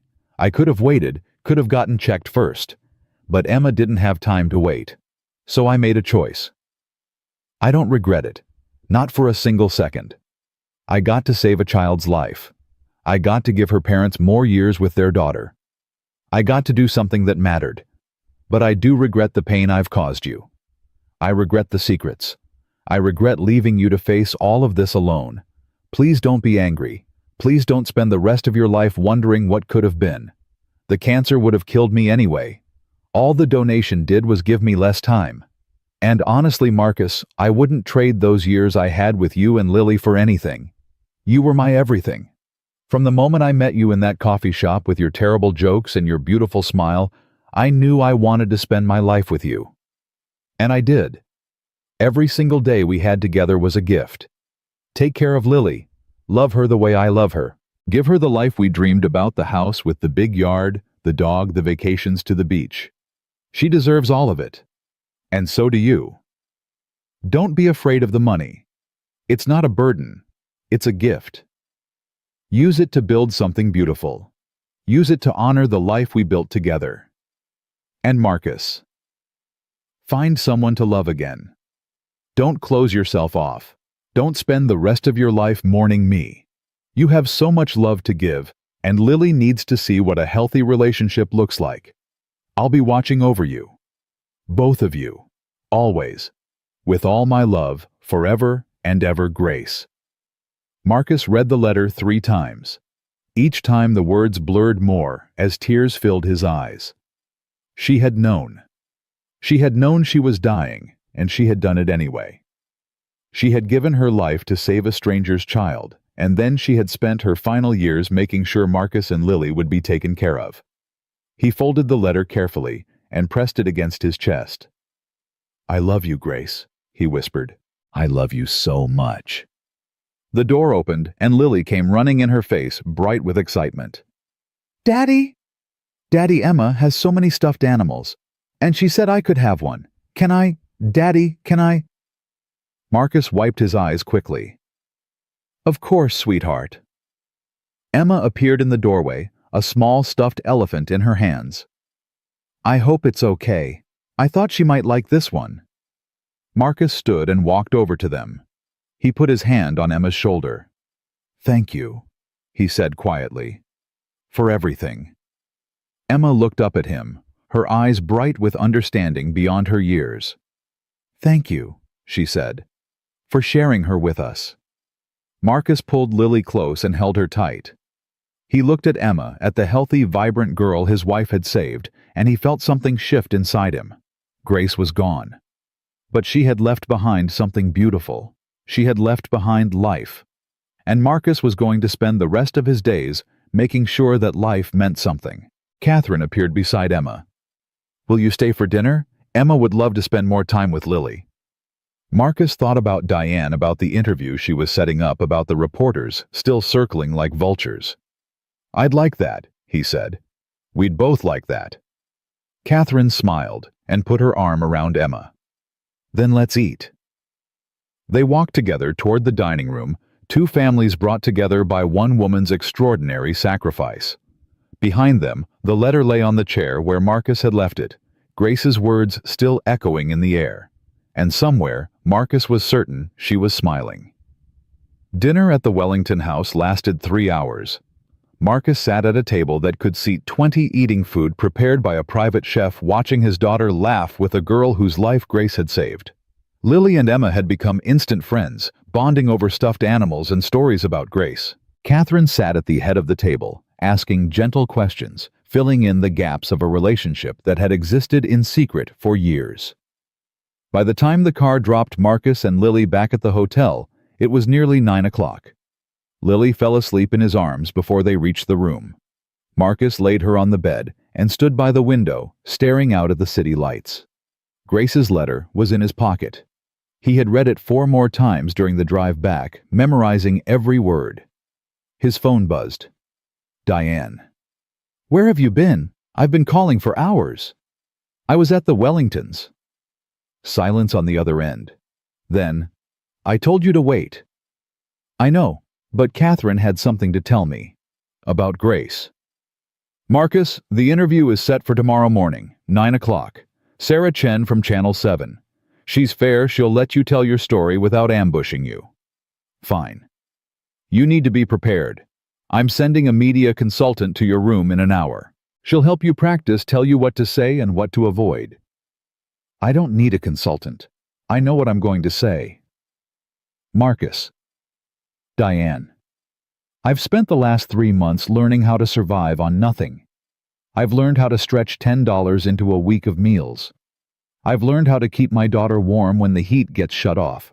I think I can handle a television interview." Diane was quiet for a moment. "You're different." "What do you mean?" "This morning you were terrified. Now you sound like you're ready to fight." Marcus thought about Grace's letter, about the words she had written just for him. "I'm done being afraid," he said. "Grace gave everything to protect Lily and me. The least I can do is stand up and tell the truth about who she was." "Okay, no consultant. But Marcus, promise me you won't go off script. Don't say anything about the Wellingtons, don't mention specific dollar amounts, and whatever you do, don't attack Jason Cross or the Tribune. It'll only make things worse." "I understand. Get some sleep. Tomorrow's going to be a long day." Marcus hung up and sat down on the edge of the bed. Lily was curled up against the pillows, her new stuffed elephant clutched in her arms. She looked peaceful, untroubled by the chaos swirling around them. He thought about what tomorrow would bring. The interview, the questions, the judgment of millions of strangers who would watch his face and decide whether he was worthy of Grace's sacrifice. He wasn't afraid anymore. He was ready. The next morning, Marcus woke before dawn. He showered, shaved with the complimentary razor the hotel provided, and put on the only clean clothes he had. The same jeans and button-down shirt he had worn to the bank 2 days ago. Lily woke up hungry, so he ordered room service. Pancakes again. She ate happily while Marcus stared at his untouched coffee, running through what he wanted to say in his head. At 8:30, there was a knock at the door. Marcus opened it to find Diane standing in the hallway with a garment bag over her arm. "You can't wear that," she said, looking at his wrinkled shirt. "It's all I have." Diane pushed past him into the room. "That's why I brought this." She hung the garment bag on the closet door and unzipped it to reveal a charcoal gray suit, a white dress shirt, and a blue tie. Marcus stared at it. "I can't accept." "It's not a gift, it's a loan. You can return it after the interview." Diane pulled out a pair of black dress shoes. "These two, size 10 right." Marcus nodded slowly. "How did you know?" "I looked at your feet yesterday. I notice things." She gestured toward the bathroom. "Go, you have 20 minutes." Marcus took the suit and closed the bathroom door behind him. The fabric felt expensive, smooth against his skin. The shoes fit perfectly. When he looked in the mirror, he barely recognized himself. He looked like someone who belonged in that VIP lounge, someone who had $91 million. But when he looked into his own eyes, he still saw the same man who had walked into that bank 2 days ago, desperate, exhausted, terrified. He thought about Grace, about what she would say if she could see him now. "You clean up nice, baby." That's what she would say. She always said that when he dressed up for their anniversary dinners or her work functions. Marcus smiled at his reflection. "This one's for you, Grace." He walked out of the bathroom. Lily looked up from her pancakes and gasped. "Daddy, You look like a prince. Marcus laughed. I don't know about that, sweetheart. You do. Like in the movies. Diane nodded approvingly. Much better. Now the car is downstairs. The interview is at the Channel 7 studio. I'll be there the whole time. If you need to stop, just look at me and I'll signal the interviewer. I won't need to stop. Diane studied his face. No, I don't think you will.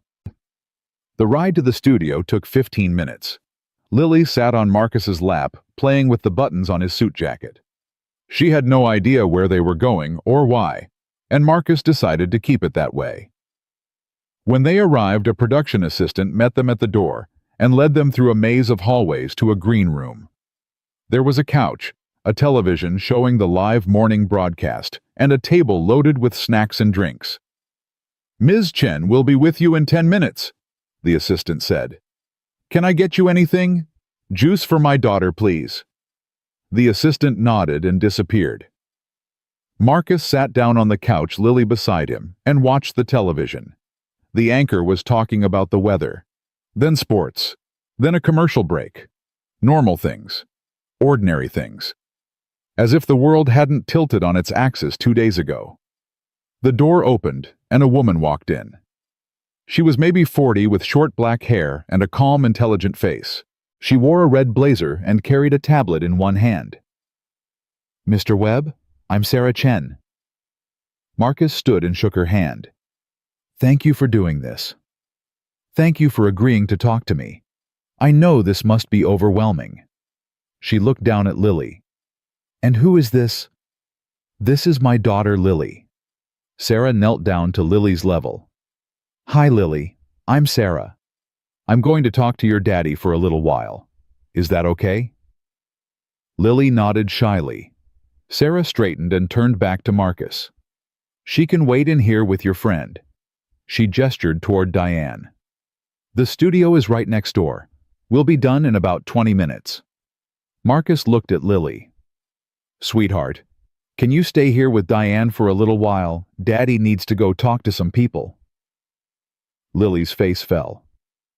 I don't want you to go. Marcus knelt down and took her hands. I'll be right next door. You can watch me on that TV right there. He pointed at the screen. And when I'm done, we'll go get ice cream. How does that sound? Lily considered this. Chocolate? Whatever flavor you want. Okay. She hugged him tight. I love you, Daddy. I love you too, baby girl. Marcus stood and followed Sarah out of the green room. She led him down a short hallway and into the studio, a space filled with lights and cameras and people wearing headsets. Have you ever done a television interview before? Sarah asked. No. It's simpler than it looks. Just look at me, not the cameras. Pretend we're having a conversation. If you need a moment, just say so. We can edit pauses. Marcus nodded. Okay. One more thing. Sarah's voice dropped. I've read the articles. I know what Jason Cross wrote. I want you to know that I'm not here to ambush you or make you look bad. I just want to tell your story.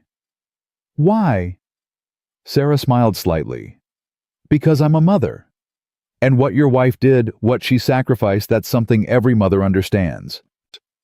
She gestured toward 2 chairs arranged in front of a backdrop.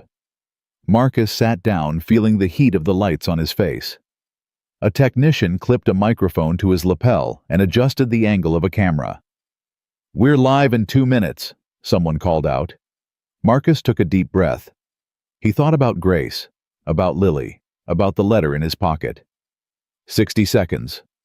Sarah sat down across from him and smiled encouragingly. You're going to be fine. 30 seconds.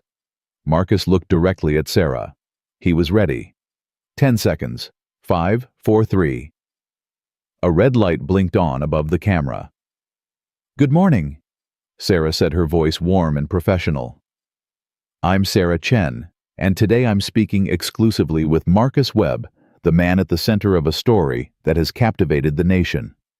Marcus, thank you for being here. Thank you for having me. Let's start at the beginning. 2 days ago, you walked into Sterling Trust Bank. What were you hoping to find? Marcus took a breath. I was hoping to find enough money to buy groceries. My wife passed away 3 months ago. We'd lost everything. Our savings, our apartment, our car. I was living in my vehicle with my 4-year-old daughter.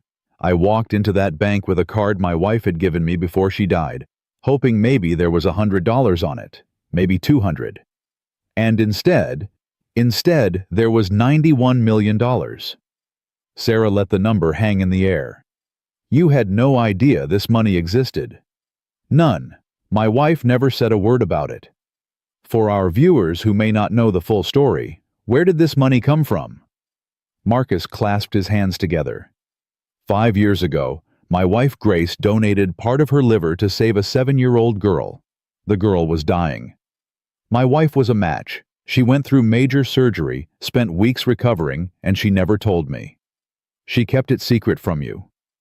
Completely. She made the donation through a third-party service and requested total anonymity. The family, they wanted to thank her, wanted to give her money, but she refused. She said saving their daughter was enough. But they set up a trust anyway. Marcus nodded. They set it up so the money would transfer to me after Grace died. It was the only way they could repay her. Sarah leaned forward slightly. Marcus, your wife, was diagnosed with cancer 2 years ago. She passed away 3 months ago. During that time, you were struggling financially, losing your home, selling your possessions, barely surviving. Why didn't she use this money to pay for her treatment? Marcus felt his throat tighten. He had asked himself the same question 1,000 times. Because she didn't want it for herself. The money was never about her. It was about making sure Lily and I would be okay after she was gone. He paused. Grace knew she was dying. She knew the cancer was going to take her eventually. She wanted to leave us something, not just money, but proof that she loved us enough to sacrifice everything. That must have been difficult to learn. It was the hardest thing I've ever heard, harder than losing her in some ways, because I realized that she had carried this burden alone for years. She had watched us struggle, watched me sell everything we owned, and she never said a word. She just... Marcus's voice broke. He took a moment to compose himself. She just kept loving us, kept protecting us, even when she was dying. Sarah was quiet for a moment. There's been a lot of speculation in the media about you, Marcus. Some people have suggested that you knew about the money all along, that this is some kind of scheme. Marcus looked directly into the camera. I understand why people might think that. A homeless man walks into a bank and suddenly has $100 million. It sounds like a con. But I'm not a con artist. I'm a father who loved his wife and is trying to raise his daughter. I didn't ask for this money. I didn't know it existed. And honestly, part of me wishes I'd never found it. Why? Because it brought my wife's secret into the open. Because now everyone knows what she did, and she never wanted that. She wanted to save that little girl and disappear. She wanted to be anonymous. Marcus's jaw tightened. Someone leaked the story. Someone inside that bank told a reporter everything about Grace, about the donation, about the money. They took my wife's most private act of love and turned it into a headline. Are you angry? I'm furious.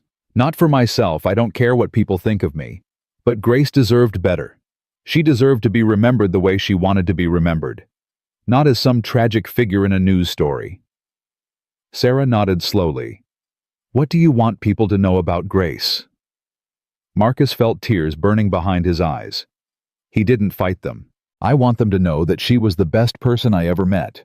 She was kind and funny and stubborn as hell. She laughed at my terrible jokes.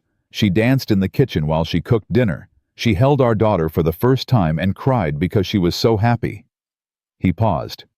She was a nurse. She spent her whole career taking care of other people's children. And when she found out that a little girl was dying, a girl she'd never met, would never see again, she didn't hesitate. She gave part of herself to save that child. Marcus wiped his eyes with the back of his hand. That's who Grace was. That's who I want people to remember. Not the money, not the headlines. Just her. Sarah was silent for a long moment. When she spoke again, her voice was softer. Marcus, what happens now? What are your plans for the future? Marcus thought about the question. He had asked himself the same thing 100 times over the past 2 days. I'm going to take care of my daughter. That's the only plan I have. Grace left us this money so Lily could have a good life, a house, and education security. That's what I'm going to give her. He paused. And I'm going to set up a foundation in Grace's name, something that helps other families facing medical crises, something that honors what she believed in. A foundation.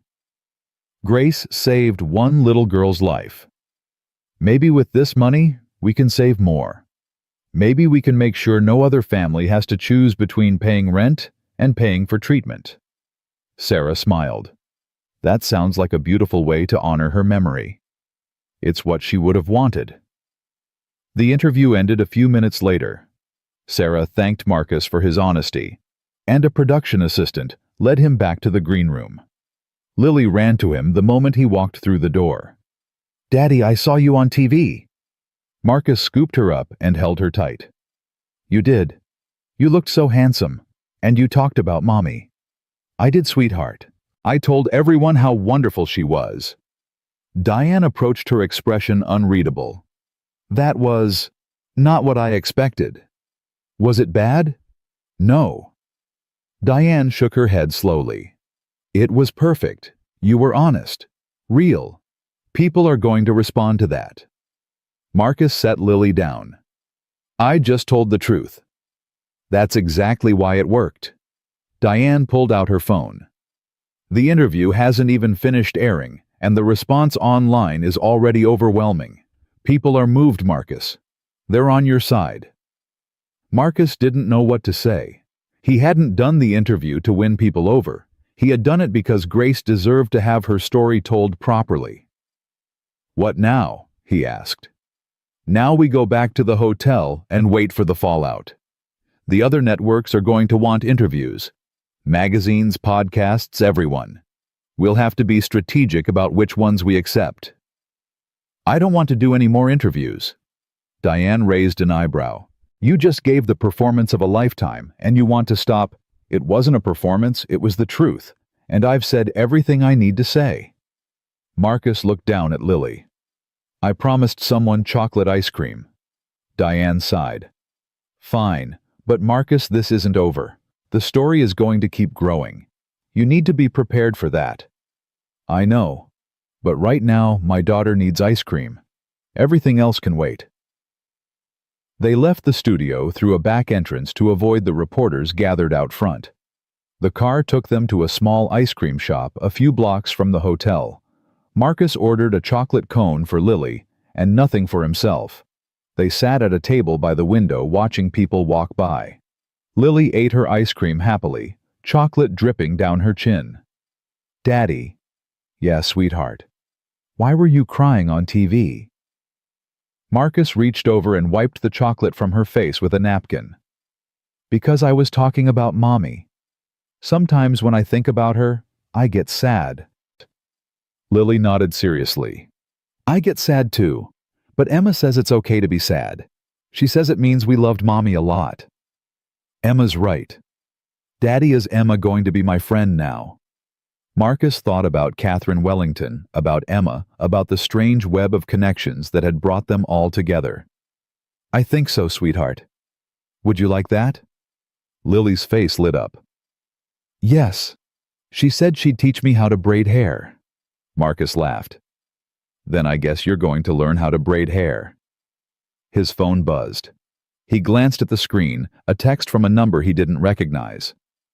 Mr. Webb, this is Helen Park from Sterling Trust. We've identified the source of the leak.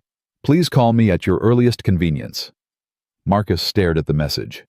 They had found the person who had betrayed Grace's secret. Lily, finish your ice cream. We need to make a phone call. 20 minutes later, Marcus was back at the hotel, Lily playing with her stuffed animals on the bed, while he stood by the window with his phone pressed to his ear. We traced the leak to one of our IT specialists. Helen said. "A man named Derek Walsh. He accessed your account records without authorization and sold the information to Jason Cross for $50,000. Marcus felt his jaw tighten. $50,000. That's what my wife's privacy was worth to him. He's been terminated, and we've contacted the authorities. He'll face criminal charges for violating banking privacy laws." "What about Cross the reporter?" "That's more complicated. Journalists have protections. We can pursue civil action, but it's unlikely to result in any significant consequences for him." Marcus closed his eyes.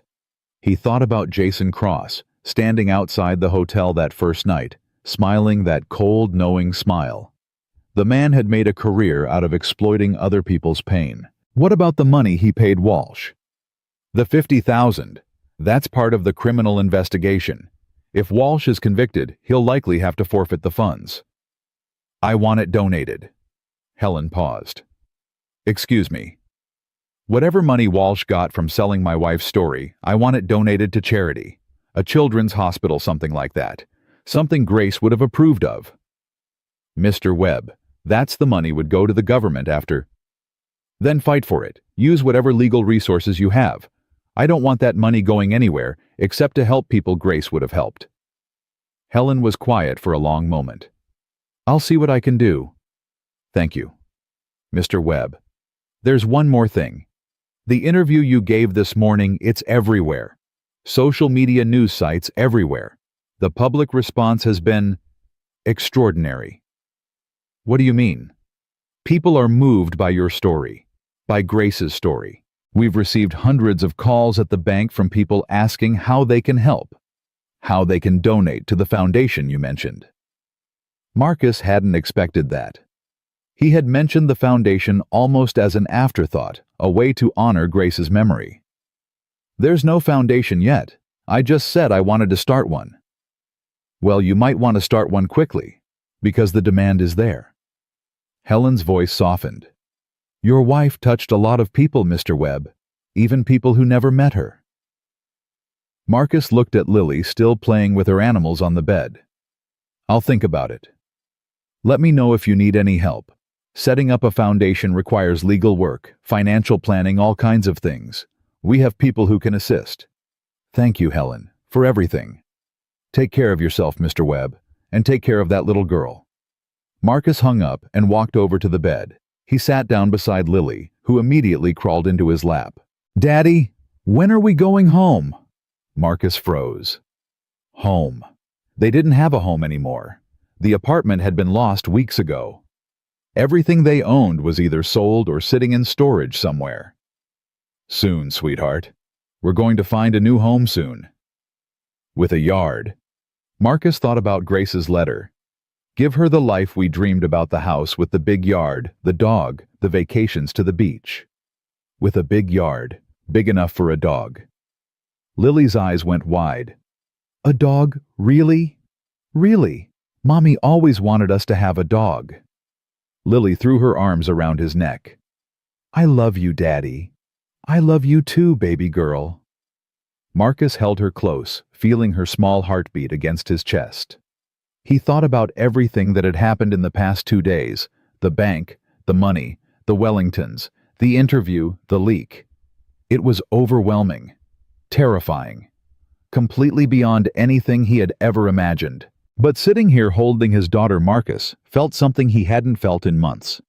Peace. Grace had given him everything he needed. Not just money, but purpose. Not just security, but a mission. He was going to build the life she had dreamed of. He was going to honor her memory every single day. And he was going to make sure the world never forgot who Grace Webb was. His phone buzzed again. A text from Diane. "Turn on Channel 7. You need to see this." Marcus grabbed the remote and turned on the television. The evening news was on, and his face was filling the screen.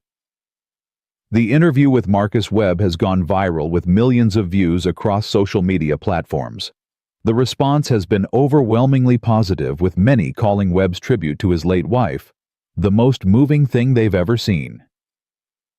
The screen cut to clips of the interview, Marcus talking about Grace wiping tears from his eyes, describing the woman he had loved and lost. Then, the anchor continued. In a stunning development, several major corporations have announced their intention to contribute to the Grace Webb Foundation, which Webb mentioned during the interview. Amazon, Google, and the Wellington Foundation have each pledged $1 million to help launch the organization. Marcus stared at the screen. $3 million. From companies he had never contacted, never spoken to, never even thought about. Webb's story has struck a chord with Americans across the country, many of whom have shared their own stories of sacrifice and loss in response.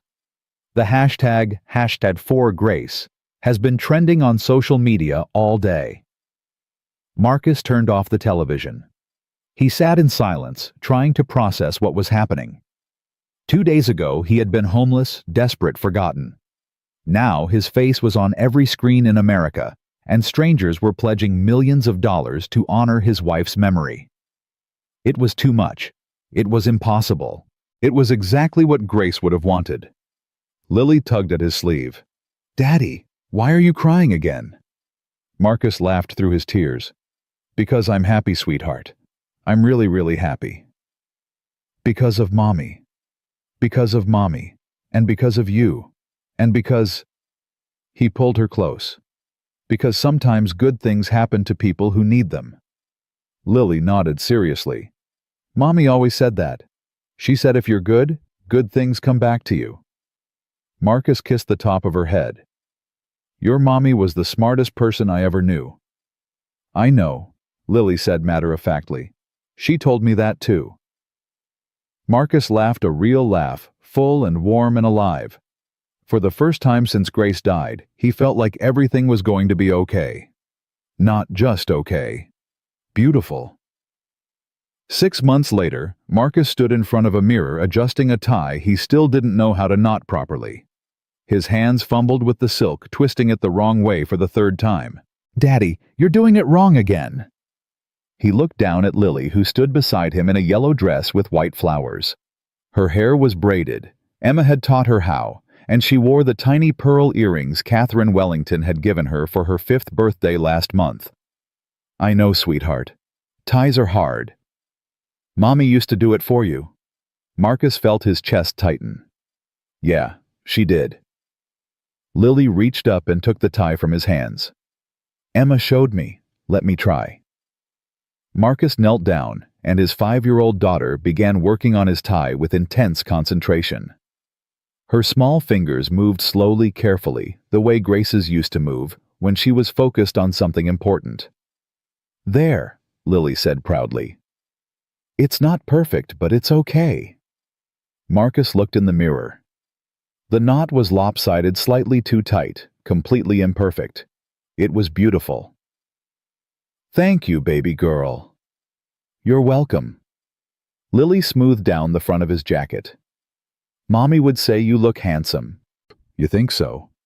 "I know so. She told me once that you were the handsomest daddy in the whole world." Marcus pulled her into a hug, pressing his face against her hair. She smelled like strawberry shampoo and the lavender lotion Catherine had started buying for her. "I love you, Lily." "I love you too, Daddy. Now come on, we're going to be late." She grabbed his hand and pulled him toward the door. Marcus let her lead, marveling at how much she had changed in 6 months. She was taller now, more confident, her eyes bright with a happiness that had been missing for so long. They walked out of the house, their house, the one Marcus had bought 3 months ago, with its big yard and white picket fence and room for the golden retriever puppy they had named Grace. The dog bounded alongside them, now tail wagging, as they made their way to the car waiting in the driveway. The driver opened the door. "Good morning, Mr. Webb, Miss Lily." "Good morning, Thomas," Lily said formally, the way Catherine had taught her to address staff. Marcus smiled. His daughter had learned a lot in the past 6 months, not just manners, but confidence. She had started kindergarten at one of the best schools in the city. She had playdates with Emma every weekend. She had a room full of books and toys and everything Grace had ever wanted for her. And today, she was going to help her father open the Grace Webb Foundation. The drive took 20 minutes. Marcus watched the city pass by the window, thinking about everything that had led to this moment. After the interview went viral, the donations had poured in. Not just from corporations, but from ordinary people. Single mothers, struggling fathers, families who had faced their own medical crises and wanted to help others avoid the same fate. Within a week, the foundation had received pledges totaling $15 million. Within a month, that number had grown to $50 million. Marcus had hired lawyers, accountants, a team of experts to help him build something worthy of Grace's memory. The foundation would provide financial assistance to families facing catastrophic medical expenses, helping them pay for treatments covering lost wages, keeping them in their homes while their loved ones fought to survive. It was exactly what Grace would have wanted. It was exactly what she had believed in. The car pulled up to a building downtown, a converted warehouse that now housed the foundation's headquarters. A crowd had gathered outside, reporters and cameras, and people holding signs that said, "Thank you, Grace," and "We stand with Marcus." Marcus took a deep breath. "Daddy, are you nervous?" He looked at Lily. "A little bit." "Don't be. Mommy's watching. She'll help you." Marcus squeezed her hand. "You're right. She will." They stepped out of the car together, and the crowd erupted in applause. Marcus waved, feeling overwhelmed by the outpouring of support. 6 months ago, these same people would have walked past him on the street without a second glance. Now they were cheering for him, crying for him, holding up pictures of Grace like she was some kind of saint. In a way, she was. Diane appeared at his side, guiding him through the crowd toward the building's entrance. She had become more than just his banker. Over the past 6 months, she had become a friend, an advisor, someone he trusted completely. "You ready?" she asked. "No." Diane smiled. "Good. That means you're taking it seriously." They entered the building and made their way to a stage that had been set up in the main hall. Rows of chairs filled the space, occupied by donors, journalists, politicians, and ordinary people who had come to witness the launch. Catherine Wellington sat in the front row, Emma beside her, both of them beaming with pride. Marcus climbed the steps to the stage, Lily still holding his hand. A podium stood at the center, a microphone waiting for him to speak.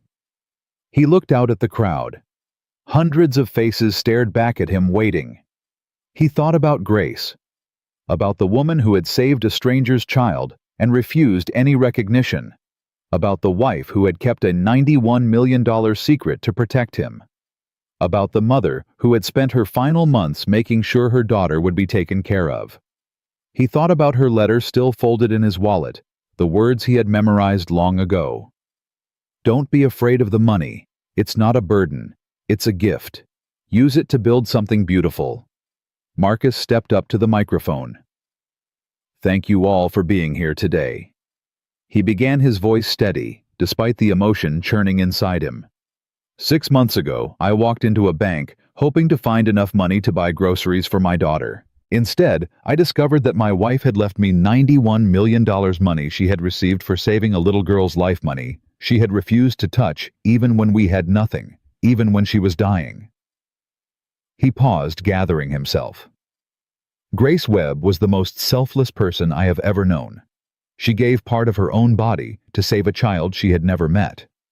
She kept that sacrifice secret because she didn't want recognition. She didn't want praise. She just wanted to help. Marcus looked at Lily standing beside him on the stage, her eyes fixed on his face. When Grace died, she left me a letter. In it, she asked me to build the life we had dreamed about, a house with a big yard, a dog, vacations to the beach. She asked me to take care of our daughter, and she asked me to find a way to help others the way she had helped Emma Wellington. He gestured toward Catherine and Emma in the front row. Today, we launched the Grace Webb Foundation. This organization will provide financial assistance to families facing catastrophic medical expenses. We will help them pay for treatments. We will help them keep their homes. We will help them survive the worst moments of their lives, just like Grace helped the Wellington family survive theirs. The crowd was silent, hanging on every word. But this foundation is not about me. It's not about the money. It's about grace. It's about the belief that every life is worth saving, that no family should have to choose between paying rent and paying for treatment, that real love, selfless love, can change the world. Marcus felt tears burning behind his eyes. He didn't fight them. Grace believed in the goodness of people. She believed that if you give without expecting anything in return, the world becomes a better place. She lived that belief every single day of her life. And now through this foundation, her belief will live on. He looked out at the crowd, at the faces of strangers who had become supporters at the cameras, broadcasting his words to millions of people at the legacy Grace had left behind. My wife saved one little girl's life. Today we begin saving many more. Not because we want recognition, not because we want praise, but because that's what Grace would have done. That's who she was, and that's who we're going to be. Marcus stepped back from the microphone. The crowd rose to their feet, applauding, some of them crying openly. Lily tugged at his hand. "Daddy, that was really good." Marcus knelt down and pulled her into his arms. "Thank you, sweetheart. Mommy would be proud." "I hope so." "She is. I can feel it." Marcus held her tight, feeling her small heartbeat against his chest. Around them the applause continued, but he barely heard it. All he could hear was Lily's breathing, steady and alive, the most beautiful sound in the world. The reception that followed lasted for hours. Marcus shook hands with donors, posed for photographs, gave interviews to reporters who wanted to know every detail of his story. Through it all, Lily stayed by his side, charming everyone she met with her gap-toothed smile and her stories about Grace the dog. Catherine Wellington found Marcus near the end of the event, standing alone by a window, while Lily played with Emma across the room. "She would have hated this," Catherine said, gesturing at the crowd. Marcus laughed. "She would have. All the attention, all the fuss. She would have run away. But she would have been proud of you for doing this, for turning her secret into something that will help thousands of people. I couldn't have done it without you, without Emma, without all of this." Catherine shook her head. "You did this, Marcus. You could have taken the money and disappeared. You could have lived quietly, raised Lily in anonymity, never spoken about Grace again. But you chose to share her story. You chose to build something bigger than yourself. It's what she wanted. It's what you wanted too. Don't diminish your own role in this." Catherine put her hand on his arm. "Grace chose you for a reason. She saw something in you, strength, goodness, the ability to carry her legacy forward. She was right." Marcus looked across the room at Lily and Emma laughing together, their heads bent close as they shared some secret joke. "They're like sisters," he said. "They are, and I hope they always will be." Catherine's voice softened. "Marcus, I want you to know something. The Wellington family will always be here for you and Lily. Whatever you need, whenever you need it. You're family now." Marcus felt something loosen in his chest, a knot of fear and loneliness that had been there since Grace died. "Thank you, Catherine, for everything. Thank Grace. She's the one who brought us all together."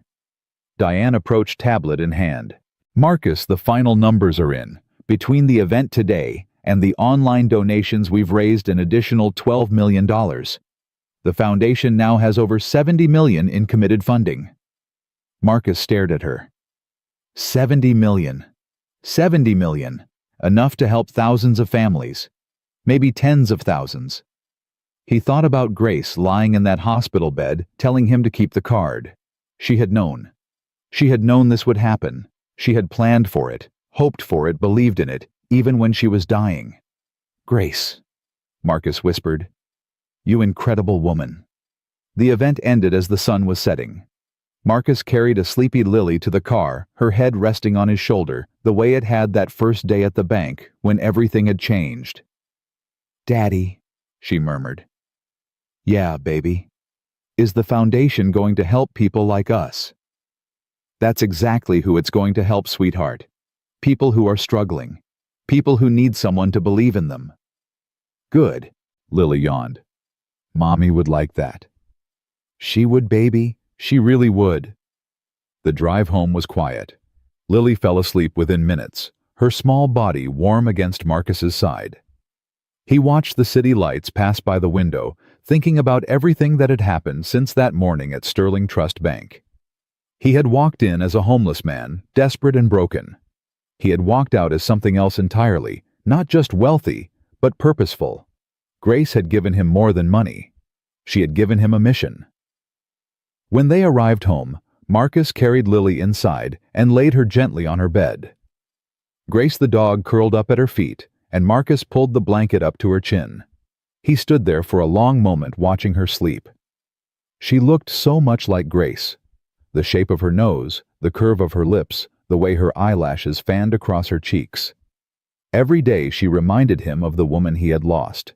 And every day she reminded him of why he had to keep going. Marcus walked to his own bedroom and sat down on the edge of the bed. He pulled out his wallet and removed Grace's letter, worn now from months of handling the creases soft and familiar. He unfolded it and read it again, even though he knew every word by heart. "My dearest Marcus." He read through the whole letter, letting the words wash over him like water. When he reached the end, he pressed the paper against his chest. "I did it, Grace," he whispered. "I built something beautiful, just like you asked." The house was quiet. The dog was asleep. His daughter was dreaming in the next room. And somewhere, Marcus was certain Grace was smiling. He folded the letter carefully and put it back in his wallet. Then he lay down on the bed and closed his eyes, feeling for the first time in a long time like he was exactly where he was supposed to be. The next morning, Marcus woke to the sound of laughter. He walked downstairs to find Lily in the kitchen, trying to pour cereal into a bowl, while Grace the dog jumped around her feet, hoping for scraps. "Daddy, you're awake." "I am. What are you doing?" "Making breakfast. I'm a big girl now, remember?" Marcus smiled. "I remember." He helped her finish pouring the cereal, then sat down at the table with his coffee while she ate. The morning sun streamed through the windows, filling the kitchen with warm light. "Daddy, can we go see Emma today?" "I think Emma has school, sweetheart." "What about after school?" Marcus thought about it. "Sure, we can go after school." Lily grinned, milk dribbling down her chin. "Yay! I want to show her my new drawings. I drew a picture of Mommy." Marcus felt his heart clench. "You did? Uh-huh. Want to see? I'd love to see." Lily jumped down from her chair and ran to get her drawing. She came back with a piece of paper covered in crayon marks. A stick figure with long yellow hair and a big smile standing next to a smaller stick figure with brown hair and a figure that was clearly supposed to be Marcus. "That's Mommy," Lily said, pointing. "And that's me. And that's you. And that's Grace." She pointed to a small brown blob near the bottom. "We're all together." Marcus stared at the drawing. His vision blurred with tears. "It's beautiful, Lily. I'm going to give it to Emma, so she can remember Mommy too." "That's very kind of you, sweetheart." Lily studied the drawing with a serious expression. "Daddy, do you think Mommy can see us from heaven?" Marcus reached out and pulled her onto his lap. "I think she can, baby. I think she's watching over us every single day." "Does she know about the foundation?" "I'm sure she does." "Is she proud of us?" Marcus thought about everything they had accomplished. The foundation, the home, the life they were building together. He thought about Grace's letter, about the dreams she had written down for them, about the love that still surrounded them, even though she was gone. "Yeah, baby," Marcus said. "She's very proud of us." Lily snuggled against his chest. "Good, because I want her to be happy." "She is happy, sweetheart. I promise." They sat there for a long time, father and daughter holding each other in the morning light. The dog curled up at their feet, and the house was filled with the kind of quiet peace that Marcus had thought he would never feel again. His phone buzzed. A text from Diane. "Just saw the morning news. The foundation is getting national coverage. Donations are pouring in from all over the country. You did it, Marcus. You really did it." Marcus smiled and set the phone aside. He would deal with the news later. Right now, he had more important things to focus on. "Hey, Lily." "Yeah, Daddy." "What do you say we go to the beach today after we see Emma?" Lily's face lit up. "Really? The beach?" "Really? Mommy always wanted to take you to the beach. Can we build sandcastles?" "We can build the biggest sandcastle you've ever seen. And collect shells. As many shells as you want." Lily threw her arms around his neck. "This is the best day ever." Marcus laughed and held her tight. He thought about Grace, about how much she had wanted to take Lily to the ocean, how she had talked about it during those long nights in the hospital when neither of them could sleep. "I'm going to give her everything," Marcus had promised. "Everything you wanted for her." And he was. Every single day. They spent the morning at home playing with Grace the dog in the backyard, reading books on the couch, doing all the ordinary things that Marcus had once taken for granted. In the afternoon, they drove to the Wellington estate to pick up Emma, who was thrilled by the idea of a beach trip. Catherine waved them off from the front porch. "Bring her back sandy and exhausted." "Will do," Marcus called back. The drive to the coast took 2 hours. Lily and Emma sat in the back seat chattering nonstop about school and friends and all the things they were going to do when they grew up. Marcus listened, smiling, feeling a warmth spread through his chest. This was what Grace had wanted. This was the life she had dreamed of. They arrived at the beach as the afternoon sun was starting to dip toward the horizon. The girls raced across the sand, shrieking with delight as the waves lapped at their feet. Marcus followed more slowly, carrying the bag of towels and sunscreen and snacks he had packed. He found a spot and spread out a blanket, then sat down to watch the girls play. Emma was teaching Lily how to find the best shells, showing her how to dig in the wet sand where the waves had just receded. Marcus pulled out his phone and took a picture. Then another, then another. He wanted to capture every moment, every laugh, every smile. His phone buzzed. A message from an unknown number. "Mr. Webb, my name is Sarah Mitchell. My son is 7 years old and was just diagnosed with leukemia. We heard about the Grace Webb Foundation and wanted to reach out. We don't know how we're going to pay for his treatment. Please, if there's anything you can do." Marcus read the message twice. Then he forwarded it to his team at the foundation. "Priority case. Let's help them." The response came within seconds. "On it." Marcus put his phone away and looked back at the ocean. Somewhere out there, a mother was terrified for her son's life. By tomorrow, she would have hope. She would have help. She would have proof that there were still good people in the world, because of Grace, because of what she had built, because of the legacy she had left behind. Lily came running up, her hands full of shells. "Look, Daddy, look what I found." Marcus examined each shell carefully, praising her choices, asking questions about where she found them. Emma joined them, adding her own collection to the pile. "Mr. Webb," Emma said, "thank you for bringing us here." "You don't have to thank me, Emma." "But I want to." She looked down at the sand, suddenly shy. "I never got to thank Mrs. Webb for saving me. I was too little to understand what she did. But I understand now." Marcus felt tears prick at his eyes. "She knew you understood. She knew you would grow up to be an amazing person." Emma looked up at him. "I want to be like her. I want to help people." "Then that's exactly what you'll do." Emma smiled a bright, beautiful smile that reminded Marcus so much of the photographs Catherine had shown him. Photographs of a dying 7-year-old girl who had been given a second chance at life. "Race you to the water!" Emma shouted, and she and Lily took off running toward the waves. Marcus watched them go, his heart full. The sun was setting by the time they packed up and headed home. The girls fell asleep in the back seat, sandy and exhausted, just as Catherine had requested. Marcus drove through the gathering darkness, the radio playing softly, the weight of the day settling over him like a warm blanket. He thought about the year ahead. The foundation was growing every day, helping more families, saving more lives.